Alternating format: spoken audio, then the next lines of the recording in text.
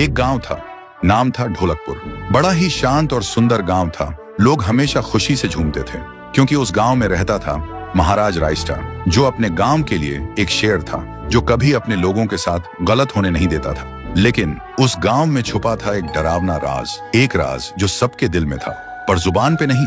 गांव के बीच एक सूखा हुआ पेड़ था जिसे लोग कहते थे श्रापित पेड़। ना कोई उसके पास जाता, ना कोई उससे आंख मिलाता। हर पूर्णिमा के अगले दिन उस पेड़ के नीचे एक लाश मिलती थी। लोग कहते रात में कोई आता है और लाश छोड़ जाता है, लेकिन कभी किसी ने कुछ देखा नहीं और देखता भी कैसे। जो देखता वो अगले दिन पेड़ के नीचे होता था। एक दिन रायस्टार ने ठान लिया, बस अब और नहीं, इस राज का अंत मैं ही करूंगा, क्योंकि ढोलकपुर का नाम मिट्टी में मिल रहा था। फिर एक पूर्णिमा की रात रायस्टार चुपके से जाकर पेड़ के पास बैठ गया। रात के 2 बजे एक आवाज आई, थुंग थुंग थुंग थुंग थुंग थुंग थुंग थुंग थुंग सहूर। और फिर वो पेड़ भूत में बदल गया। वो भूत कुछ अजीब सा था, एक भयानक शैतानी हंसी वाला चेहरा, आंखें बड़ी बड़ी। वो पेड़ चल के एक घर के गेट को जोर जोर से खटखटाने लगता है। तभी एक आदमी डर के मारे आवाज सुन के बाहर निकलता है। वो भूत अपने लकड़ी जैसे हाथ से एक ऐसा थप्पड़ मारता कि उसकी सांस वहीं थम जाती है और उसी जगह उस लाश को ले जाता है और वापस फिर से पेड़ बन जाता था। देखते ही रायस्टार का दिल कांप जाता है, पर वो कुछ बोलता नहीं। सुबह लोग भीड़ में जमा हुए और रायस्टार ने पहली बार उस पेड़ से बात करने की कोशिश की। पेड़ के अंदर से एक आवाज निकली, क्या तुम सब भूल गए मुझे? रायस्टार बोलता है, तू कौन है?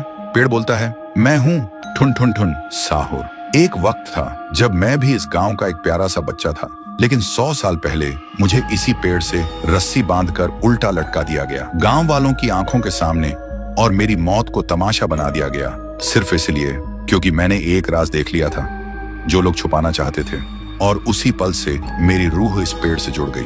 उस दिन से मैं इंसान नहीं, एक सज्जा बन गया, और हर पूर्णिमा में एक राजदार को चुनता हूँ और फिर उसे उसकी खामोशी का हिसाब देता हूँ। रायस्टार बोलता है, लेकिन अब तो वो लोग मर चुके हैं ना जो तेरा कसूरवार थे। अब तू मासूम लोगों को क्यों मार रहा है? पेड़ कुछ देर चुप रहता है, फिर बोलता है, ठीक है, बस एक बार मुझे याद करो, एक दिया जला दो, फिर मैं कभी किसी को नहीं मारूंगा। फिर रात में सब लोग आते हैं, एक एक दिया जलाते हैं, और तभी पेड़ अपने आप से आग पकड़ लेता है और आखिर में मुक्ति मिलती ठुन ठुन ठुन साहुर को।